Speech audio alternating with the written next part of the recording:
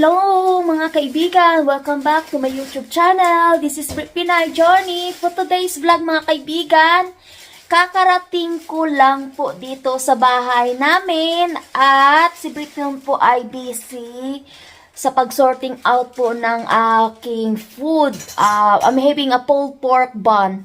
Ayan, pati siya din po, yun po yung kanyang lunch. Hope you all well po mga kaibigan. Kamusta po kayo lahat around the world, mga legit organic friend ko dyan. At saka new friend, thank you po sa inyong love and support po sa aking channel. Nandyan po si Briton, pasensyahan niyo po yung kitchen namin makalat. Ayan. Dyan po siya on, busy sa pagluluto. So mga kaibigan, i-quick update ko lang po kayo mga kaibigan yung ating mga gawain dito sa bahay. Last week po nung Monday, bumili po kami ni Brito ng garden chair yata yon, parang corner sofa ba para sa garden.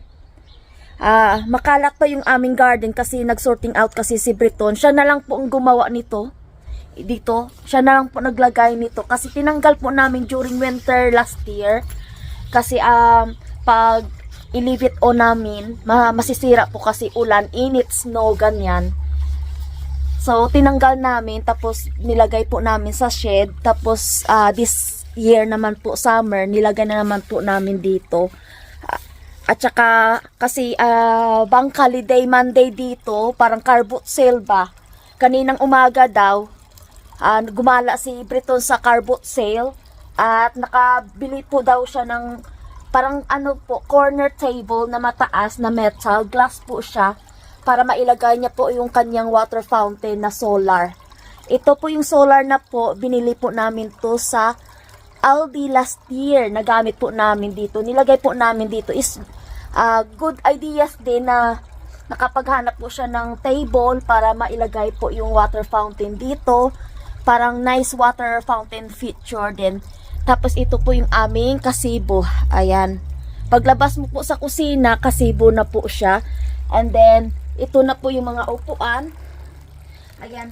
Ito po yung nabili din namin. This corner sofa po, chair, na purchase po namin nung Monday last week sa Aldi. Mabuti po, mayroon silang stock. Kasi pinantay po namin yung collar, yung parang kulay ng aming kasibo to our upuan po. Ayan. Ayan po siya, corner chair lang po. Ayan. Tapos, may space pa kasi dito, mga kaibigan. Bibili po ako ng upuan, not upuan.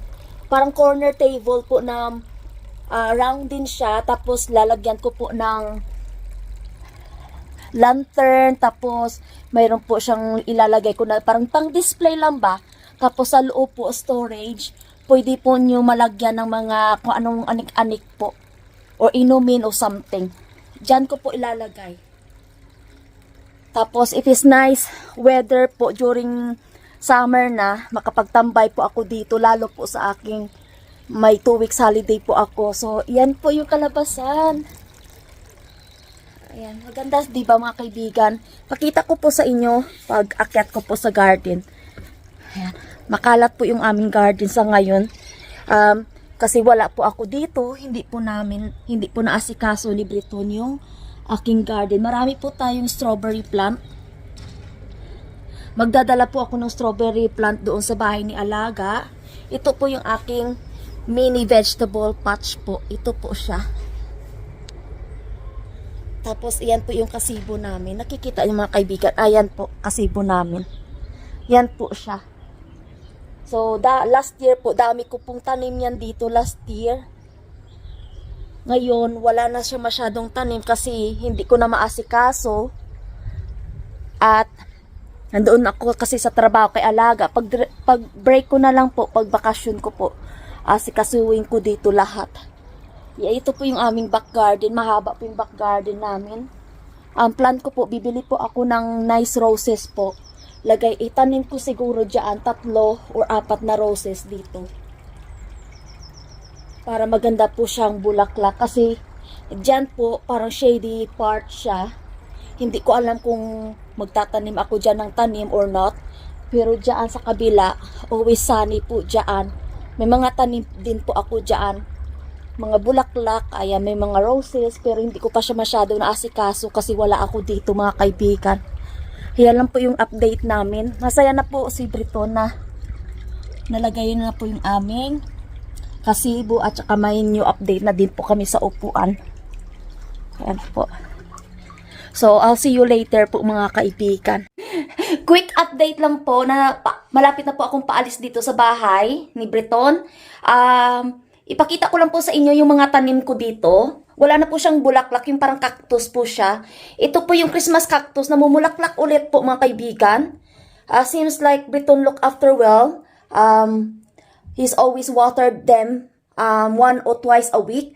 Tapos yung oxalis triangularis po natin, namulaklak din po mga kaibigan. And the good thing lang po mga kaibigan, update ko po sa inyo.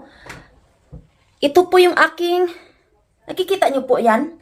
Yung orchids po mga kaibigan, I didn't expect it po na mamulaklak po siya.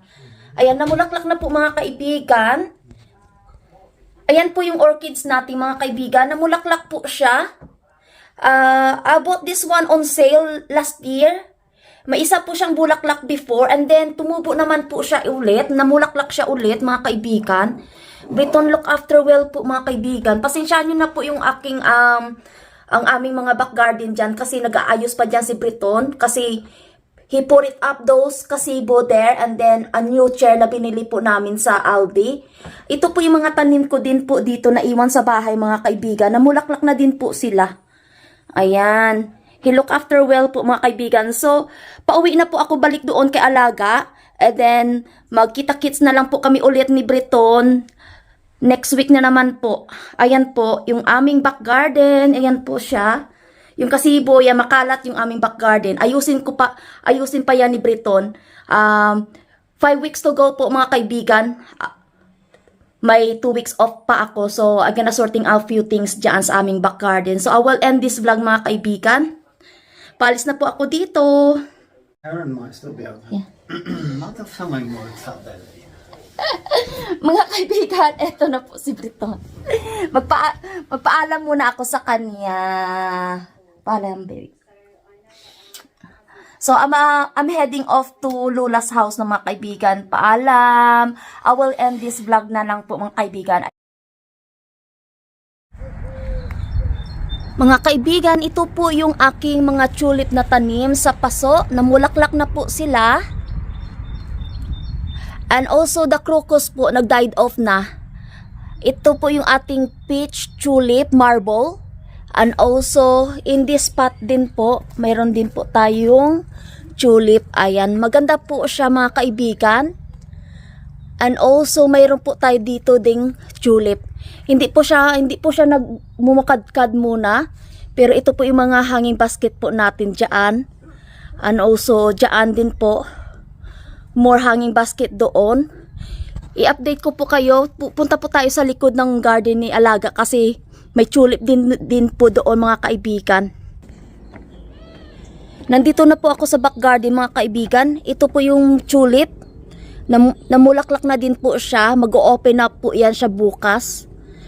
Tapos yung dito hindi pa po. May bulaklak na din po siya kaso lang hindi pa talaga namukadkad. And also update po. Ito po yung ating mga mini daffodils po. At saka mayroon din po tayong mini tulip dyan mga kaibigan. Ayan po yung sa paso. So, nagsasart na po yung kahoy na na Acer tree. Mga producing leaves po. Ayan po siya. So, yan lang po yung ma-share ko po sa inyo mga kaibigan. Sa ating mga update na mga tanim. Ayan po. Hello mga kaibigan, today is Tuesday po. Kamusta po kayo lahat? Magtatanim po tayo ng mga outdoor plants. Ito po yung iniwan sa akin ng gardener nung Monday po mga kaibigan. Ako na lang po daw ang magtatanim. Kaso lang po hindi ko po nagawa nung Monday kahapon kasi pumunta po ako doon sa bahay. Umuwi po ako ng 6-hour break ko po doon. And then today po, before po mag-start ng uulan po, magtatanim po tayo kasi tahimik po yung ating alaga. So I'm gonna take advantage na pagtatanim po nito.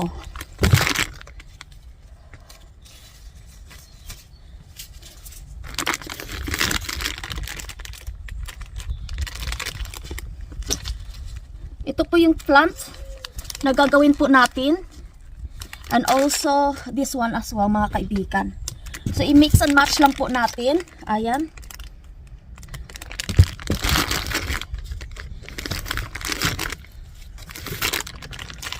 Kasi baka ulan po, mga kaibigan.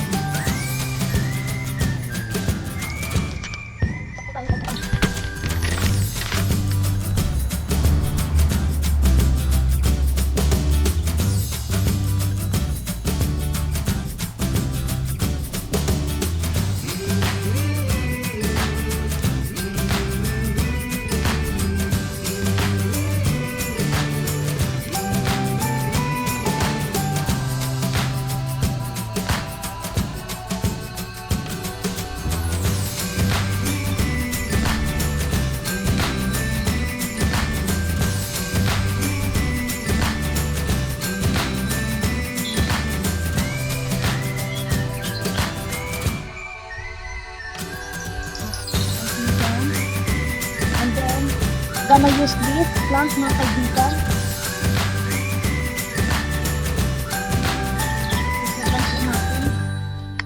Lagay po natin to sa gitna.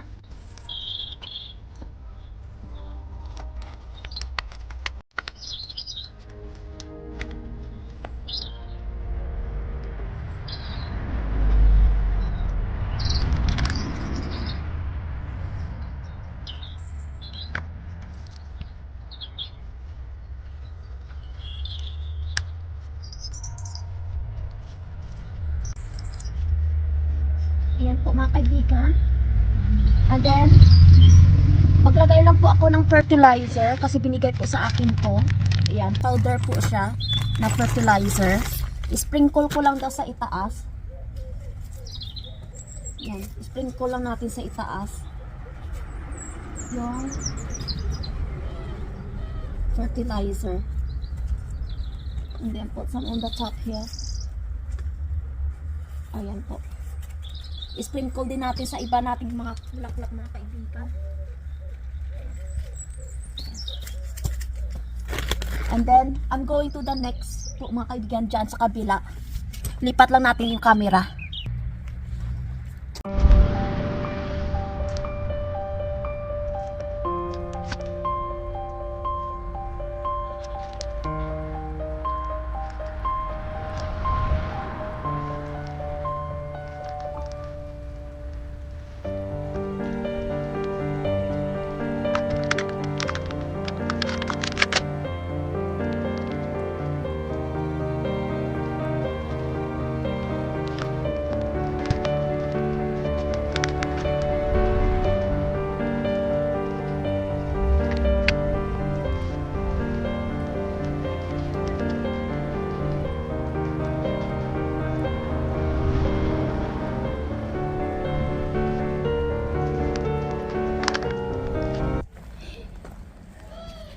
Ito po yung ginawa ko today kasi mamaya baka uulan po, mga kaibigan. Pinagawa po sa akin to ng gardener kasi iniwan niyo po yung mga plants dito na gawin ko daw today or yesterday. Kaso lang yesterday, Monday, umuwi po ako ng bahay. So ito na lang po yung nagawa natin. Saglit lang po.